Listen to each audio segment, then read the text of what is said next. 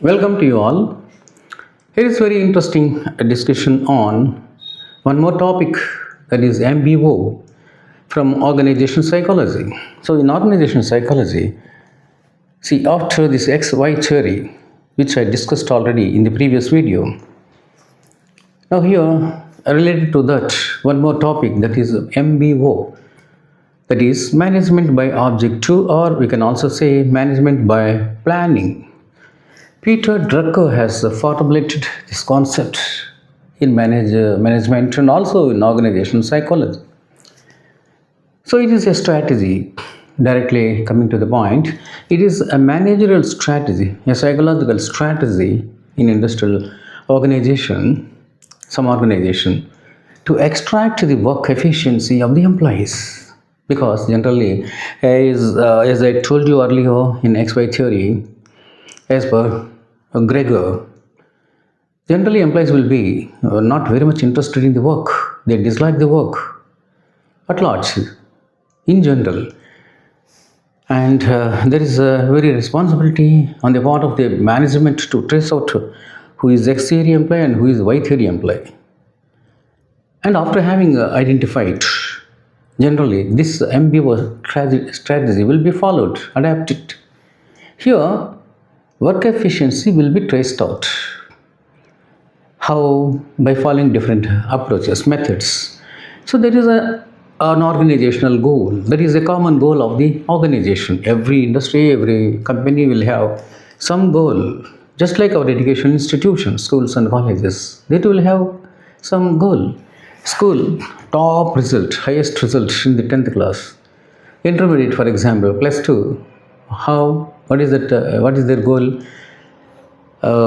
Being selected for IIT, triple IT, and NEET. Suppose they get number of seats in medical colleges and engineering colleges, triple IT and all that. They will advertise, yes, our students have got this much, so many seats in triple IT, in medical and all that. So that is their goal, common goal, organizational goal. And after completion, suppose in engineering college, their goal is, yes, in our institution, most of the students have left the university or the college, engineering college, with flying colors, having obtained very good jobs on high pay, high salary.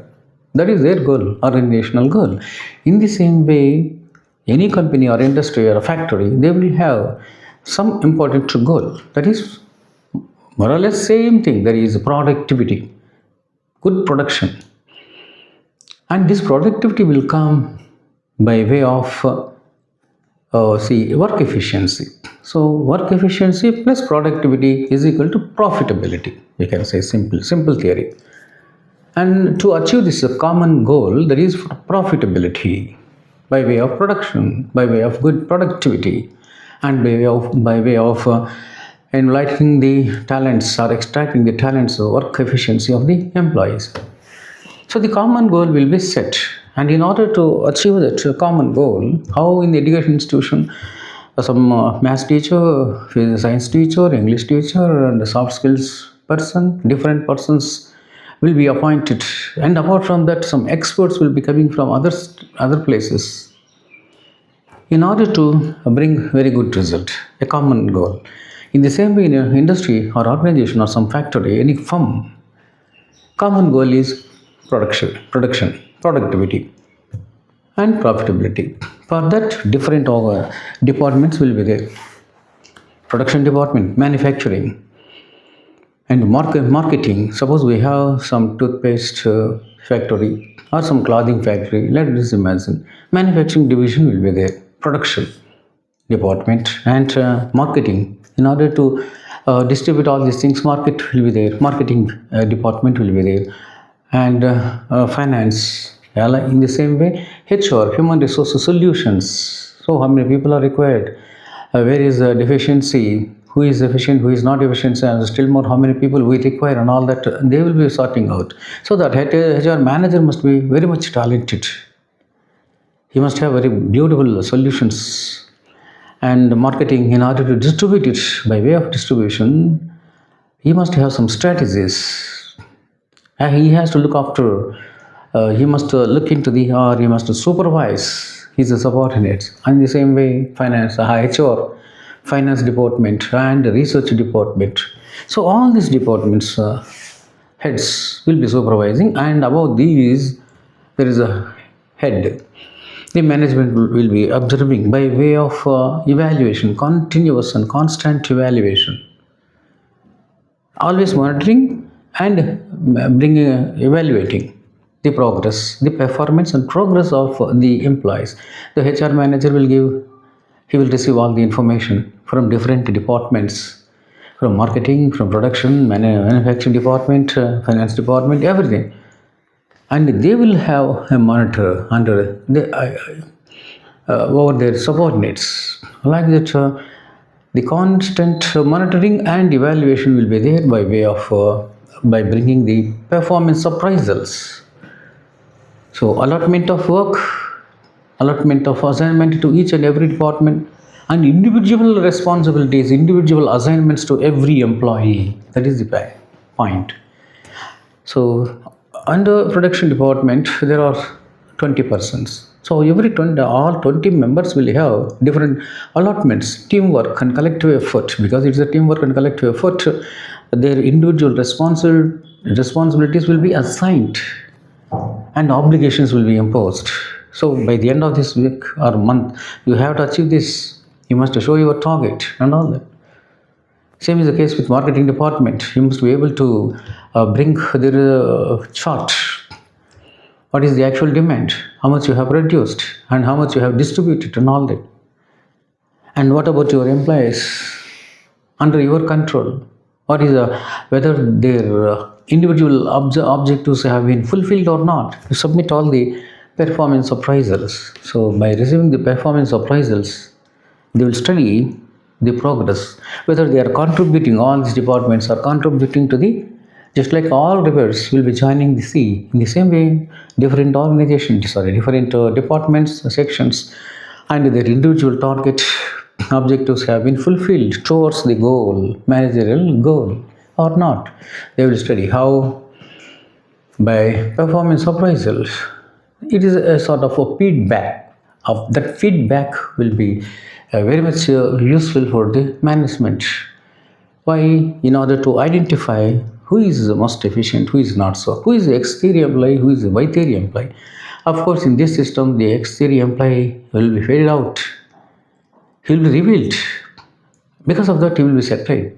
He will be setting himself right. Suppose not, still more lazy, still more he wants to continue as an exterior employee as it is by being laziness, lethargic and all that. Definitely will be identified and thrown out. Or some fellows who are somewhat weak, who are not that efficient. They have efficiency, but they are not putting that articulation into work. Suppose they will be given orientation program, training program in that particular area. So the training and orientation program will be imparted according to the need in order to bring about their extract their talent. It is just like what Swami Vivekananda said. Vivekananda says that every student will have talent, innate talent. Every student is intelligent, but it is in many cases it will be in the dormant stage. So the only duty of the teacher is to extract that innate talent by his different strategies. In the same way, the management, see, almost all people will be efficient, no doubt about it. Some people will be revealed, some people will not be revealed, some people will be showing a lot of interest, whereas they untouched. For example, why theory employee?